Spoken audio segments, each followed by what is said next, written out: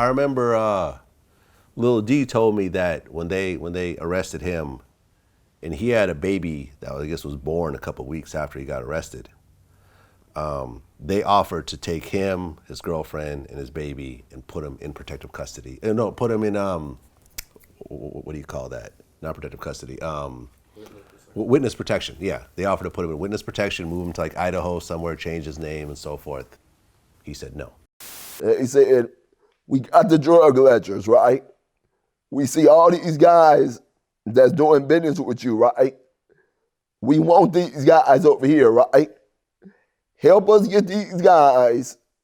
We'll change your name. We'll put you in protective witness program. Whoever you want to go with, you can go. And you might do 5 years. And I said to them, man, I can't, there's no way I can help you with that offer you just said, you know? Yeah, but now you don't even, I mean, they let guys walk around, you know. I mean, you know, we talked about the guy on your show, and the guy called me one day. Which guy? The informant. Which informant? The super informant. You know, me telling you about this. It's a super informant out. This guy is like the biggest. He was like DEA's number 2 weapon and number 3 weapon in the war on drugs. A guy by the name of Andrew Chambers from St. Louis. Okay. I told you about him before, and he called me after I did your show. Okay, so and how what's your relation to Andrew Chambers? He told on you? No, he tried to get me out. He missed me. It's crazy because he got a few of my friends. Hootie Fuller out of Long Beach, Okay. Snoop's wife's brother.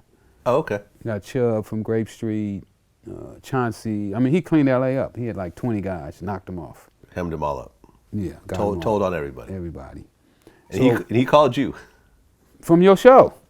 He saw your show. Okay. And yeah, not through me, by the way. I don't know. I don't know who this guy is. Like, let me just put that no, out there.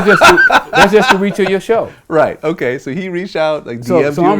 I'm riding down the street one day, right, and I get a private call. I take all my calls. Yeah. You know, because somebody owed me $10 million, and I'm waiting on them to call me. So I get this private call, and I was like, "Hello," and he was like, "Hey, what's up?"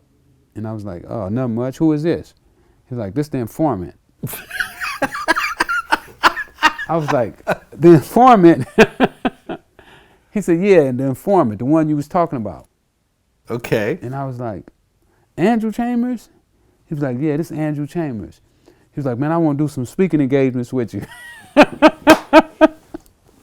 What's he gonna say? I said, "Listen, man. Some of my partners want to kill you." Oh, but it was crazy. It was a crazy conversation. Yeah,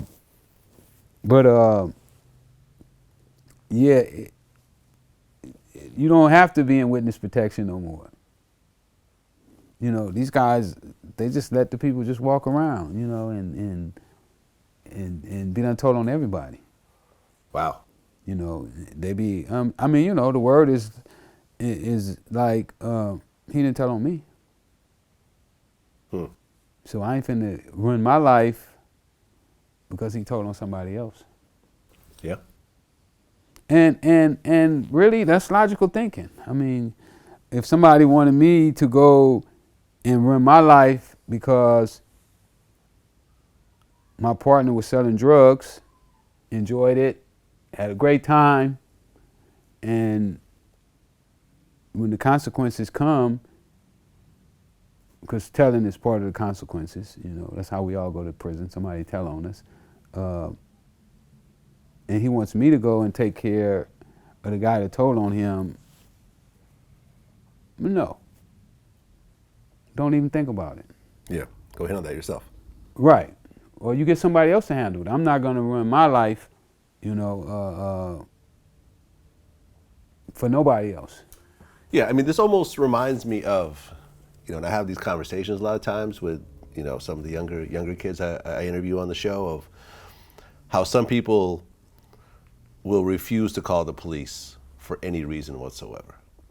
And I would bring up the story of, let's just say somebody, you know, a serial killer killed your mother. Would you call the police on him? And a lot of them will say no. And they would say, no, I would handle it myself. Yeah, that's crazy. And you understand emotionally why someone would do that, but you're now creating a cycle. Okay, so now you go commit murder, and you and your friends will find it justified, but the law's not going to find it. You're still going to go to jail for murder. Right. So now you're creating a revolving door into the prison system because you refuse to let the police. Well, you know, do I had their a job. friend. His daughter got kidnapped, and he was wrestling with a similar situation. You know, should I pay the ransom? Should I call the police? What should I do? And you know, luckily he made the right decision. He called the FBI, and you know, 2 or 3 hours later they had his daughter back. You know, they was able to follow the guys from the phone booth they was calling from. So you know, and everybody has their own thinking. You know, me myself, I don't believe that you're a snitch if you're an old lady and somebody do something to you, you call the police. Right. So you would call the police if it was an appropriate situation. I don't know if I would necessarily call the police because nobody really do anything to me. You know, I'm in a position where nothing really happens to me. You know. Yeah. But like, let's say your house got robbed or your business got robbed. I don't think I would call the police if they robbed my business. Okay. You know, I try to put my business in a position not to be robbed. You know, where it's almost rob proof. And most guys who do that stuff, you know, they prey on the weak. You know, they don't really do things to people that can defend themselves, where it's going to be a confrontation. Right. You know, it's mostly done against people who are weak and vulnerable. And, you know, I try not to be weak and vulnerable Right. at all times.